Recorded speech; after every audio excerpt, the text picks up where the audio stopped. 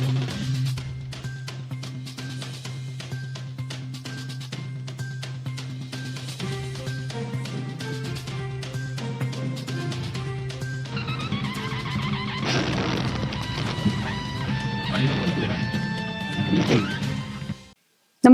आपण पाहता Hirkani news. Hirkani news प्रत्येक क्षण ताज्या घडामोडी आणि महत्त्वाच्या प्रत्येक बातमीसाठी नेहमी तत्पर. कापूसखेड येथे उसाच्या शेतात बिबट्या मृत अवस्थेत आढळला.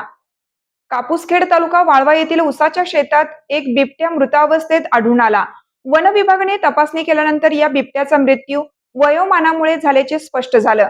कापूसखेडचे शेतकरी संभाजी तुकाराम पाटील यांच्या उसाच्या शेतातून गेल्या 4-5 दिवसापासून तीव्र दुर्गंधी येत होती.